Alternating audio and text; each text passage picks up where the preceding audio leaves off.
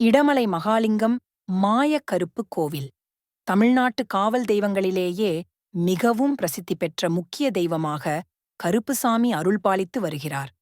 கருப்புசாமி இல்லாத கிராம கோயில்களே இல்லை. நம்பியவருக்கு காவலாகவும் எதிர்ப்பவர்களுக்கு யமனாகவும் இருப்பவர் கருப்பசாமி. பரமசிவன் அம்சம் என்றும் பத்ரகாளி அம்சம் வணங்கப்படுகிறார் என்றும் தென் தமிழ்நாட்டின் எல்லா ஆலயங்களிலும் கருப்பசாமி காவல் தெய்வமாக உள்ளார். பெரும்பாலும் எல்லா கிராம எல்லையிலும் காவலாக ஆட்சி செய்கிறார். இவரை கருப்புசாமி என்றும் கருப்பன் என்றும் அழைப்பார்கள்.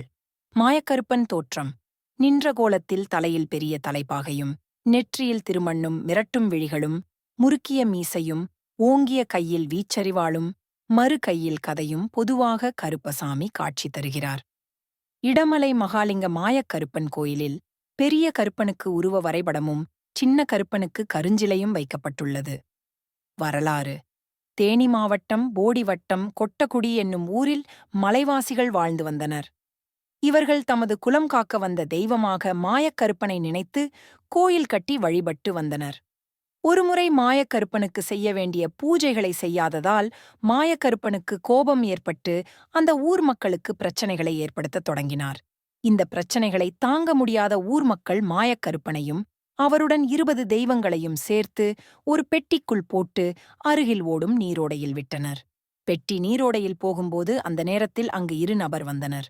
அந்த பெட்டியை பார்த்த அவர்கள் உள்ளே புதையல் இருக்கும் என்று நினைத்து அதை வீட்டிற்கு எடுத்து சென்றனர். வீட்டிற்கு போகும்போது இரவு ஆனதால் அவர்கள் உறங்க சென்றனர். அப்போது கனவில் வந்த மாயக்கருப்பன் தன்னை மலைவாசிகள் நீரோடையில் விட்டுவிட்டனர். நீங்கள் மீண்டும் என்னை மலையின் மேல் விடும்படி கூறினார். காலையில் அந்த இருவரும் எழுந்து நீரோடையின் இடப்பக்கமாக இருக்கும் தென்மலையின் மேல் சென்று மாயக்கருப்பனை விட்டனர். இடப்பக்க மலையின் மேலே விட்டதால் இடமலை மகாலிங்க கருப்பன் என்று பெயரானது. தென்மலையில் வசிக்கும் மக்களிடம் பெட்டியை கொடுத்தவுடன் இடமலை மகாலிங்க மாயக்கருப்பன் என பெயர் சூட்டி அவருக்கு அங்கே ஒரு கோயிலும் கட்டினர்.